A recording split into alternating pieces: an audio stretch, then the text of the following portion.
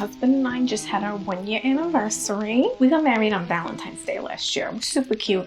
We've been together for 10 years, but I had to get on his health insurance. So we had a shotgun wedding at Salem Town Hall. And it was great because we basically invited no one. Only a couple of our best friends came for sushi and drinks afterwards. It was lovely. But you know what?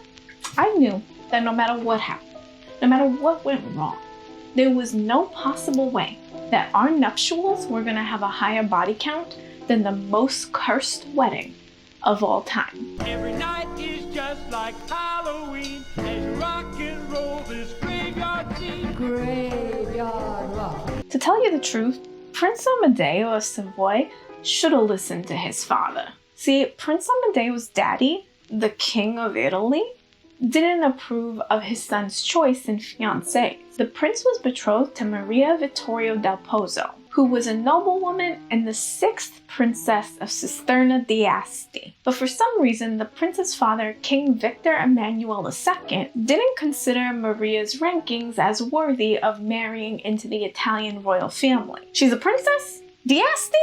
No. I'm more of a Pinot Grigio guy. I don't want a Moscato in the family. But despite his father's protests, Prince Amadeo was set on marrying Princess Maria. And eventually, his stubbornness, or the promise of adding the princess's considerable fortune to the Italian royal family's coffers, convinced the king to lend the marriage his stamp of approval. And so, a lavish wedding was set for May 30th, 1867. But when the day of their nuptials came, it began with bloodshed. Entering her bridal suite, Maria found that her wardrobe mistress had hanged herself instead of the wedding gown. Shaken by the discovery of her stylist/servant's body and feeling superstitious, Maria ordered a new gown made for the wedding. And somehow, through the magic of royal authority, one was produced for her. So with Maria in a fresh gown, the wedding went on as planned. But as the wedding procession prepared to head out from the palace to the church where the ceremony would be held, the colonel who was supposed to lead the procession fell from his horse, suffering from sunstroke. The fallen colonel was ferried away and a new officer took his place. The procession began only to be stopped at the palace gates, which were sealed shut. A quick search revealed the problem. The gatekeeper, in charge of opening the gates, lay dead in a pool of blood, with his throat slit from ear to ear. But no use crying over spilled blood. The gate was opened and the wedding party marched on to the church, where the ceremony was held smoothly. But just when the freshly wedded couple thought that their run of bad luck was over, tragedy struck again.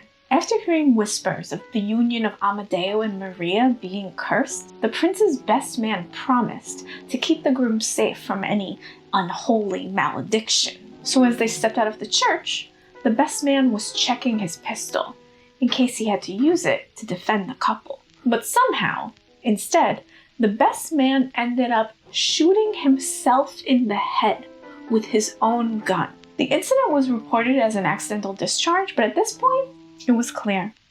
This wedding is doomed. So the couple decided to promptly head off on their honeymoon, hoping that the getaway would end the carnage. However, on the way to the train station, the official who drew up the couple's marriage contract had a stroke and collapsed. A special train had been arranged for the couple to take them away on their honeymoon. But when they finally arrived to the station master slipped and fell under the tracks, crushed under the honeymoon train as it pulled in. Yet another fatality of this cursed union.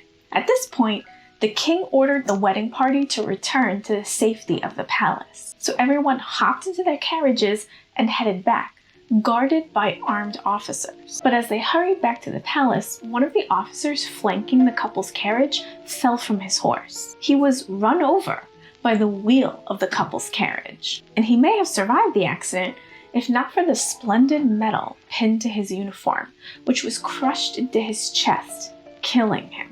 This officer might have been the last one to die on the day of Prince Amadeo and Maria's wedding, but this blood-soaked matrimony may have been a sign of things to come. In 1870, Prince Amadeo was made King of Spain, and Maria his queen. But in less than 3 years, he would abdicate his throne, his court in chaos, and his royal title stripped for good. And Maria would die at age 29, days after giving birth to the couple's third son. So like, my town hall wedding might have been quiet and simple, but at least it didn't have a body count, okay?